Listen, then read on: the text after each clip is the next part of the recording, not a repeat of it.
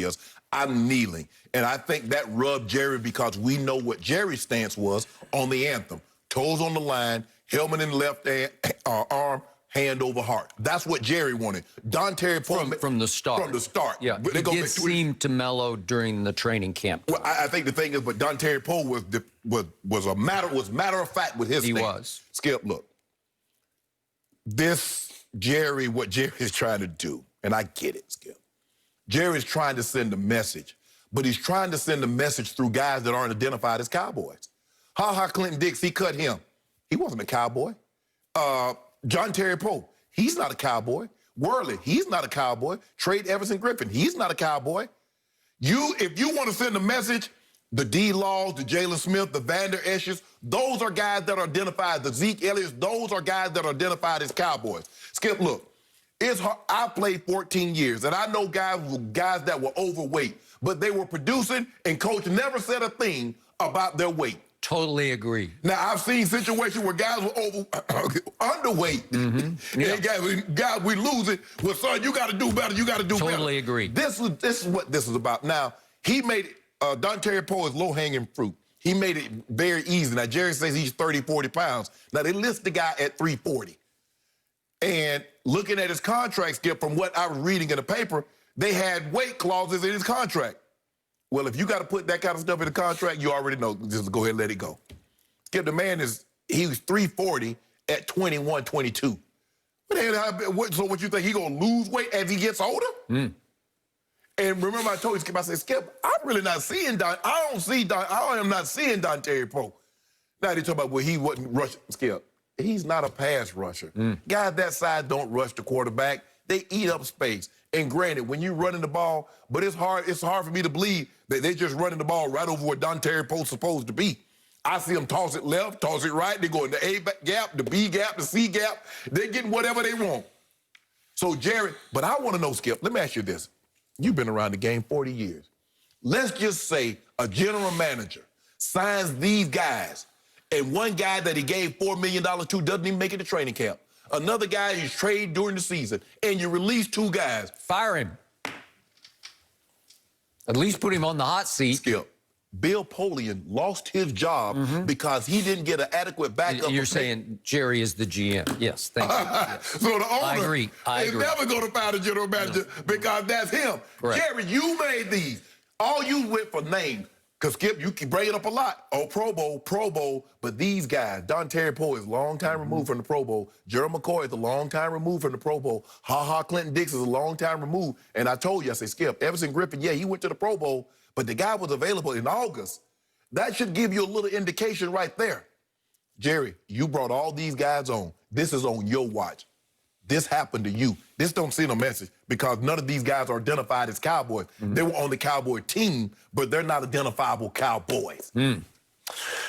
Okay, I hear everything you just said, but I have a different perspective on this. I have been trying to explain this to you for several days, and now I have ample proof of my theory. Jerry Jones is in an all-out rebuild on the fly here. Jerry Jones is trying to save the two coaches that he hired. He's trying to prop them up by getting rid of all the naysayers in the locker room. All these negative quotes that Jane Slater had, they're all coming from the defensive side of the ball. And I believe most of them are emanating from veteran free agents that Jerry Jones brought to the Cowboys this year. Why was I so ecstatic about my new improved defense going into this year? Why? Clinton Dix did make a Pro Bowl. It was back in 2016, but he knows Mike McCarthy because he played for Mike McCarthy, and I thought at least we'll have some stability at one of the safety spots. Okay. At least you'll have one guy out there who actually knows how to play safety. He may not have, he's only 27, but he may not have the ability to make Earl Thomas kind of plays, but at least he will provide some semblance of credibility at safety that we no longer have. Right. He was whacked before the year started. And I was like, he's gone? Okay, I'm going to go right down the line. Everson Griffin, he's made 4 Pro Bowls, including one last year for the Vikings. The Lions wanted him because he has bedeviled the Lions. Right. He has, 16 sacks in 19 games. It's pretty good. All of a sudden, Everson Griffin isn't cut. He's traded to the Lions. Right. Dontari Poe, you brought him up. He has made 2 Pro Bowls in his past, but they were long ago, 13 and 14. But he was brought in to stuff the run. Stop it.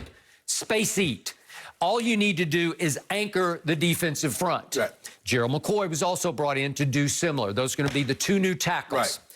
Right. Dontari Poe weighs 340 pounds. He's always weighed 340 pounds, and I get the weight clauses, but if we go back to Vince Wilfork, who anchored the Patriots defense, he's just gigantic. He's 350. Right. Snacks Harrison, you remember, he anchored a bunch of defensive lines. Big Ted Washington. Oh, Big Teddy. Oh, Lord have mercy. I played with Teddy. I know. Just a huge human being. We saw Vita Vea that now he's hurt, but the Bucs are trying to replace him. He's 350. Right. It's just run stuffing because you almost need to be fat to do that job. Yes. But you have to be in shape enough to be able to last for 4 quarters. And maybe he wasn't, but I'm with you. The anthem had little to nothing to do with it. In fact, I think Jerry enjoyed the question, and his response was, I understand your question, and I'm deliberately not going to answer it about the anthem because he's saying this is just a football issue. This is a weight issue. He liked that the anthem got brought up because he'd like people to say, oh, maybe it's just about the anthem. For Jerry, it still sticks in his craw, and maybe it does a little bit. But right now what sticks in his craw is they are the worst defense in the history of the franchise, and they are dead last stopping the run. They're 2 and 4, 2 and 5. 5. Okay, 2 and 5. Let's just say, for the sake of argument, they're 5 and 2. And Dontari Poe weighs 370. Is he released? Absolutely not. Absolutely not. Okay, let me continue down the list. Brandon Carr. They brought him in. They put him on the practice squad first, but they were transitioning him to safety. Now, he never made a Pro Bowl, but would you believe this is an amazing stat to me? Do you remember his rookie year was 2008? Yeah. Since then, since the first game he ever played in the National Football League, he'd started every game he'd ever played for every team he was on, including last year's Ravens, who had the 3rd best in points allowed defense, and they went 14 and 2. Okay? Yeah. Started all 16 games for the Ravens. So he had 192 straight starts. Is that credible? Yeah. Sure it is. I told you that a source very close to the team told me last week he openly clashed with Mike Nolan over the scheme that he was trying to institute. That it's like, what?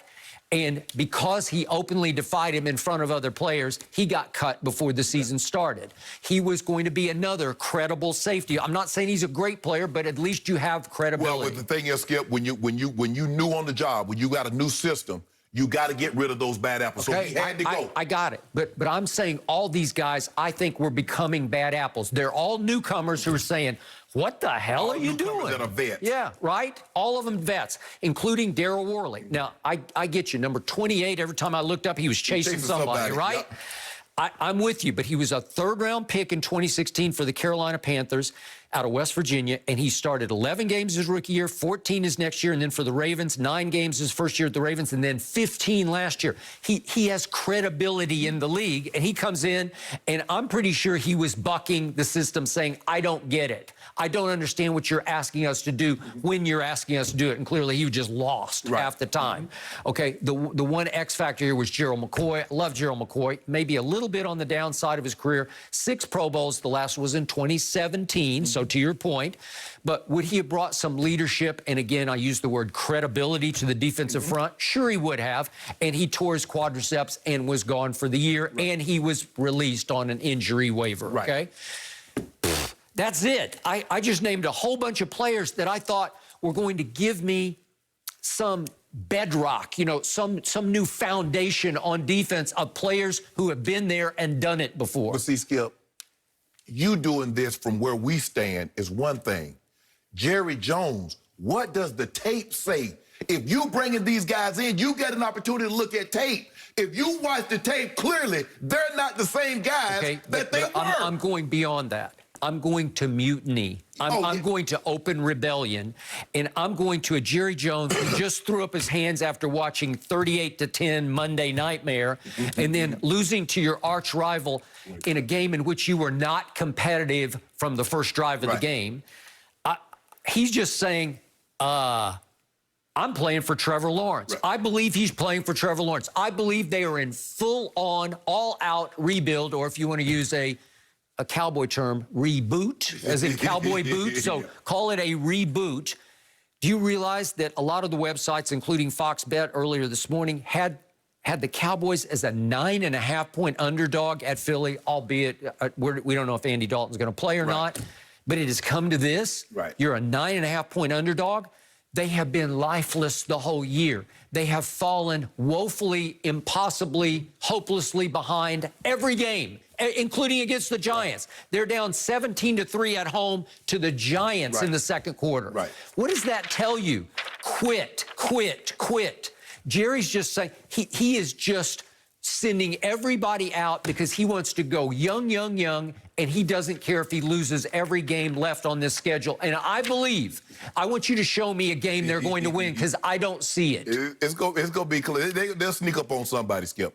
But see, Skip, Jerry is the guy, he's the type of person that goes out and buys designer because it's designer, even though it doesn't go with the outfit or the ensemble that he's wearing. He'll get a designer pair of shoes, even though it doesn't match what he's supposed to be wearing. I don't think Jerry has any fashion sense whatsoever. But so he's getting these name players, even though they don't necessarily match what they're trying to do defensively. But they got a name. If I call it name, he got Dontari Poe. Oh, he got Ha-Ha Clinton Dix. He got Everson Griffin. The name, people. Gerald. Those names. So those names resonate. So Jerry's just, okay, he got a name.